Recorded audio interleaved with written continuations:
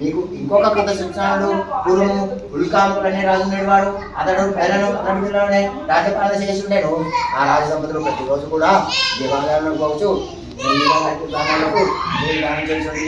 ఆ రాజ దంపతులు ఒకరోజు భద్రశిలాన్ని సత్యనారాయణ చేస్తుంది. అదే సమయంలో ఒక వైశ్యుడు అంటే సాధారణ వైశ్యుడు తన వర్తకంలో పడవలో సభ్యులు పెట్టుకొని వర్తకంలో మార్గవశంగా రాజు చేసిన వ్రతం చూసి పడవ కృష్ణకు పట్టించి రాజా నేను చేసిన వ్రతమేమి, దీని ఫలితమేమి, దీని విధి విధానమేమి ప్రశ్నించాము. అప్పుడు రాజు విధంగా అంటున్నాడు, పోయి ఇది సత్యనారాయణ స్వామి వ్రతము. వ్రతం ఎవరైతే చేస్తారో వారు ఏ కోరికతో చేస్తే ఆ కోరికతో నెరవేరుతుంది. మా పుత్ర సంతానం లేదు కాబట్టి ఆశిస్తున్నామని చెప్పాను. అప్పుడు వైష్ణవ అన్నాడు, పోయి రాజా మాకు కూడా సంతానం లేదు కావున మేము కూడా తప్పక సంతానాన్ని పొందవలసిందని చెప్పి స్వామి యొక్క తీర్థ ప్రసాదం తీసుకొని రాజోద్య సెలవు తీసుకొని తన వర్తకంను కొన్నవాడాను. తర్వాత తన వర్తకంను ముగించుకొని ఇంటికి వచ్చిన పిదప తన భార్య అయిన లీలా గురించుండగా మనకు ఆ సత్యనారాయణ స్వామి యొక్క అనుగ్రహం వల్ల సంతానం కలిగని తప్పక సత్యనారాయణ స్వామి తను ఆశిస్తా అని చెప్పి ప్రతిజ్ఞ చేసాను.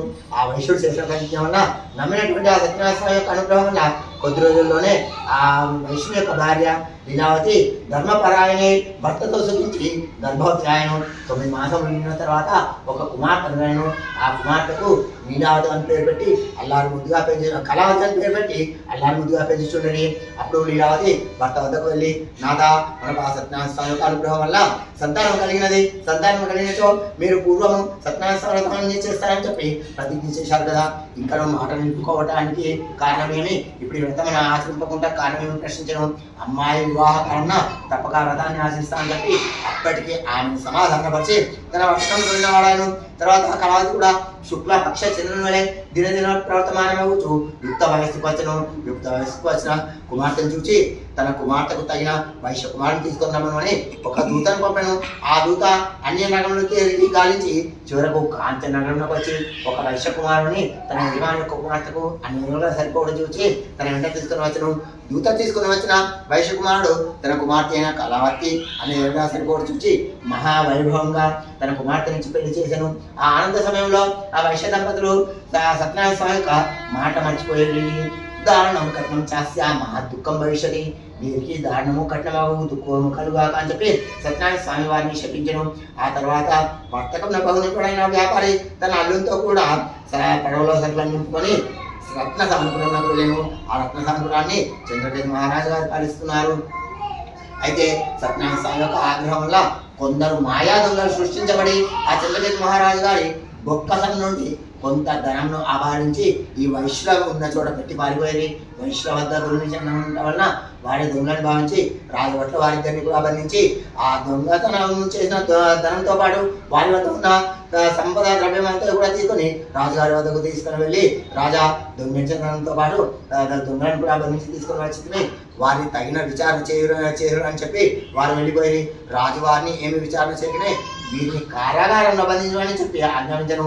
అప్పుడు వైశ్యులు ఇద్దరు ఈ విధంగా అంటున్నారు, రాజా మాది పలానా ఊరు, మేము వర్తకం నిమిత్తం ఇక్కడికి వచ్చినాము, మేము వైశ్యము, మేము వ్యాపారం అంతా చెప్పినా కూడా స్వామి యొక్క ఆగ్రహం వల్ల వారి మాట రాజు వినకపోయాను. అంతేకాకుండా వారిని అదే సమయనందు కారాగారంలో బంధించను. దాంతో పాటు తన దగ్గర దొంగిలించే ధనంతో పాటు వారి వద్ద ఉన్న సంస్థ ద్రవ్యం సంపదాలు కూడా తన గొప్ప సమస్య ఎదుర్కొను. అదే సమయంలో ఆ వైశ్యం కూడా దొంగలు పడి సంస్థ ద్రవ్యం లేక నీళ్ళు తిరుగుతూ భిక్ష పెట్టుకుంటున్నాను. ఒకరోజు కాబట్టి ఇంటికి ఆలస్యంగా వచ్చినది. ఆలస్యంగా ఇంటి కోసం చూసి తల్లి ఈ విధంగా ఆనందిస్తున్నది, అమ్మాయి నీ మనసులో ఏమి దుర్బుద్ధి కలదు, ఇద్దరు రాత్రులతో ఎక్కడికి వెళ్ళావు, ఎందుకు ఆలస్యమైనదని ప్రశ్నిస్తున్నది. అప్పుడు కళావతి తల్లిని చూసి విధంగా అంటున్నది, అమ్మ నా మనసులో ఏమో దుర్బుద్ధి లేదు. ఒక బ్రాహ్మణుని గృహంలో సత్యనారాయణ స్వామి వ్రతం జరుగుతుండగా పూజ చూచి కథ విని స్వామి యొక్క తీర్థ ప్రసాదం తీసుకుని వచ్చాను. మనకు కూడా ఇంట్లో తిండి లేదు కాబట్టి వాళ్ళ ఇంటి నుండి ప్రసాదం తీసుకుని వచ్చాను అని చెప్పాను. అప్పుడు పూర్వము తన భర్త చేసిన ప్రతిజ్ఞ గుర్తుకు వచ్చి మీ నాన్నగారు కూడా పూర్వము సత్యనారాయణ స్వామి వ్రతాన్ని చేస్తానని చెప్పి ప్రతిజ్ఞ చేశారు. ఆయన మర్చిపోయాడు, అందరికీ కష్టాలు సంభవిస్తాయని చెప్పి మొన్నాడు బ్రాహ్మణుడు బంధువులను పిలుచుకుని వచ్చి యథావిధిగా పూజా సంహారాన్ని కూడా తీసుకొని వచ్చి కల్పవస్తు ప్రకారంగా సత్యనారాయణ స్వామిని ఆశ్రయించి ఓ సత్యనారాయణ ప్రభు మా అందరి అపరాధం నుంచి నా భర్త అల్లుడు కూడా త్వరగా ఇల్లు చేయనట్లు ఆజ్ఞాపించమని చెప్పి ప్రార్థించను. నిజాది చేసిన వ్రతం వల్ల సంతృప్తుడైన సత్యనారాయణ స్వామి అదే రోజు రాత్రి చంద్రదేవ్ మహారాజు గారి కళ్ళలో కనిపించి ఓడి రాజా నీకు బంధించిన కూడా విడిచిపెట్టము, లేకున్నచో నీ రాజ్యము పుత్రాపుత్రులు ధనం అంతా కూడా సర్వనాశనం చేసేదని చెప్పి కళ్ళలో చెప్పి అంతర్ధానం ఆయన మర్నాడు నిద్ర మెలగాల్సిన రాజు తన రాజ్యసభకు వెళ్ళి మంత్రి ప్రవేశాలను పిలిపించి తనకు వచ్చిన కళంటే చెప్పి ఆ వైశ్యులిద్దరిని కూడా సభలోనికి పిలిపించను. ఆ వైశ్యులిద్దరు కూడా సభలోనికి వచ్చి రాజు ఇంకను తమకెట్టి కఠిన శిక్ష విధించడని గడగడ మనకు ఏమి మాట్లాడకుండా ఊరకుండేది.